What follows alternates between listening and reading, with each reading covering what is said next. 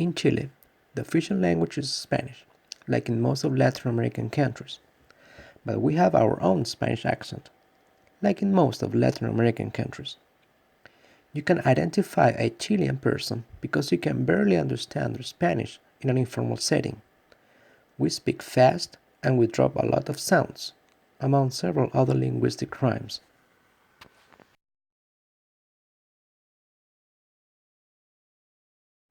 For example, there is a Chilean idiom that is used when someone is talking foolish and incoherent things. It is literally translated as talking dead fish heads, or hablar cabezas de pescado.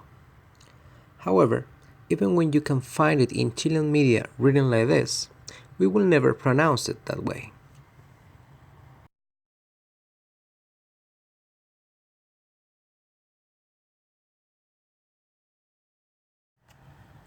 Compare cabezas de pescado con cabeza pescado.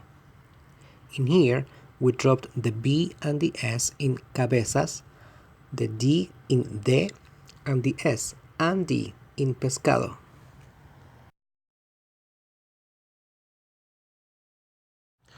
Even more, if we would like to put that in context, in a sentence like, "Do you realize you're talking dead fish heads?" In informal Chilean, it would be like this. ¿Cachai que estáis hablando que ese pescado?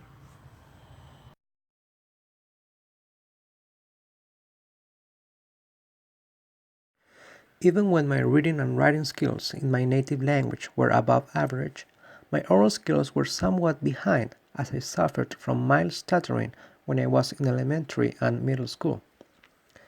I remember being way over concerned about it, as it did sometimes prevent me from communicating fluently. I had problems producing some special sounds, or combinations of sounds, but it was not consistent. Some days were good, with almost no problems, and then there were other days in which this problem occurred more often. As I grew up, the episodes of stuttering were less and less frequent, until they practically vanished by the time I went to college. As for now, it has improved in a 99%. Strangely enough, I never stuttered when speaking English.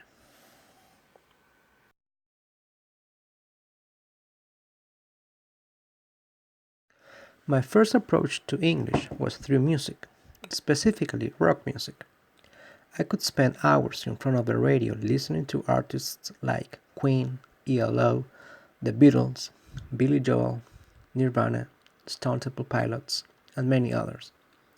I would sing the songs looking at the lyrics that came with the albums, and if they didn't come with the lyrics, I would sit down and write them down by listening to those songs over and over again.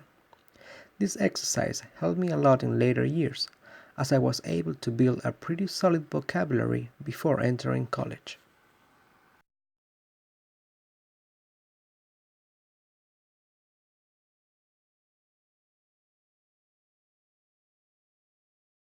The first time I came to the United States was with the VIF program, along with many other teachers from different countries. We all stayed in a hotel for 3 days in order to have our initial training sessions, and considering the demographics, I knew I was going to interact the most with two major groups, with those who spoke English and those who spoke Spanish. Since I could speak both, everything was going to be okay, or that is what I thought.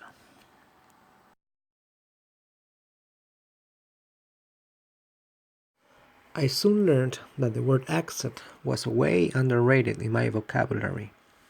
I was aware that I had an accent, but not just a Spanish accent, but a Chilean Spanish accent. In addition, most of our instruction in college was carried out using British English, which created the perfect storm. It was not a surprise to find out that my Chilean Spanish British accent proved to be a puzzle for North Carolinians. I came to realize that the American accent, and specifically the Southern American accent, was not one of my most accomplished communicative skills. It was not a traumatic experience though, but I told myself that I had to be patient and work hard until I got used to it.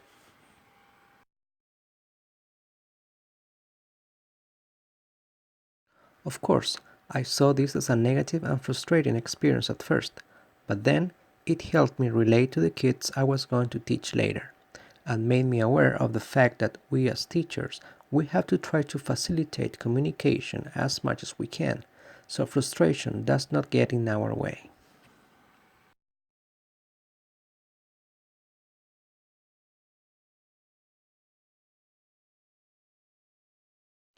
In the United States, you say chips, cookies, and apartment, but in England, you say crisps, biscuits, and flat.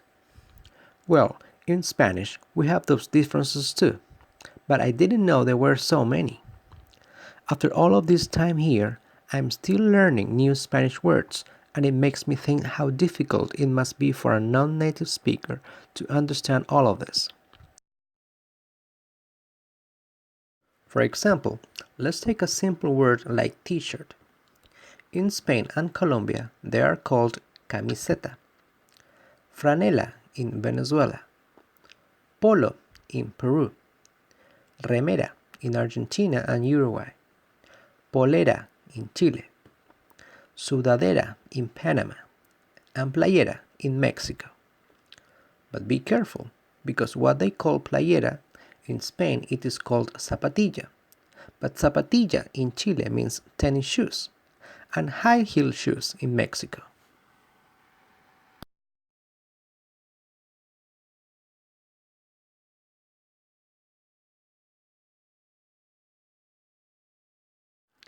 I have been blessed to witness firsthand how amazing is the language development process in a baby as we try to raise our 2.5-year-old daughter as a bilingual child. She speaks English at daycare, but at home it is Spanish land, and English is not an option. It is amazing how she clearly understands that she uses one language with mom and dad and another language with her teachers and classmates. It just blows my mind to see how she switches between them so naturally. One day, as I went to pick her up at her daycare, I greeted her in Spanish, as always, and then I started a conversation with one of her teachers. And as I was holding her in my arms, she looked at me, grabbed my chin, made me turn my face towards her, and she opened her mouth in surprise, like saying, "Dad, you speak English too? Why didn't you tell me before?"